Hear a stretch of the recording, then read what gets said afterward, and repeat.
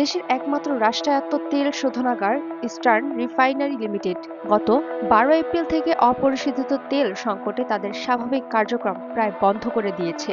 বর্তমানে এটি কেবল পাইপলাইনে জমে থাকা 500 টন তেল এবং স্টোরেজ ট্যাঙ্কের একদম নিচের স্তরের অপদ্রব্যযুক্ত ডেড স্টক ব্যবহার করে কোনোমতে সীমিত পরিসরে চালু আছে, যা যন্ত্রপাতি নষ্ট হওয়ার ঝুঁকি বাড়াচ্ছে।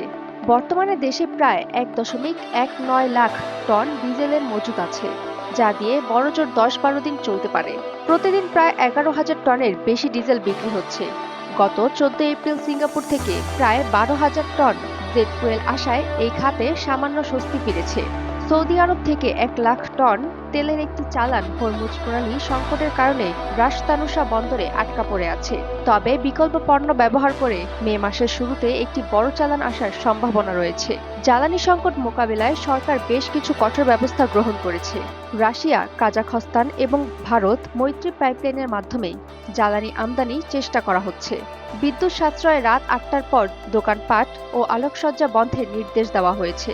জ্বালানি বিতরণের শৃঙ্খলা বজায় রাখতে এবং কালোবাজারি রুখতে রেশন ব্যবস্থা বা ফুয়েল কার্ড চালুর পরিকল্পনা করা হয়েছে।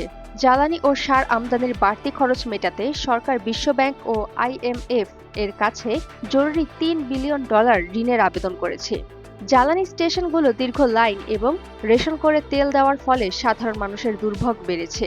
ডিজেল সংকটে বোরো চাষের সেচ ব্যাহত হওয়ায় আশঙ্কা দেখা দিয়েছে, যা খাদ্য নিরাপত্তায় প্রভাব ফেলতে পারে। বর্তমানে সরকার সিঙ্গাপুর, ইন্দোনেশিয়া এবং ভারত থেকে পরিশোধিত তেল আমদানি করে চেইন ঠিক রাখার চেষ্টা করছে। তবে দীর্ঘমেয়াদী সমাধান নির্ভর করছে আন্তর্জাতিক পরিস্থিতি এবং সরকারের সঠিক কূটনৈতিক পদক্ষেপের ওপর। সুমাইয়া ফারাজি, দৈনিক আর নিউজ।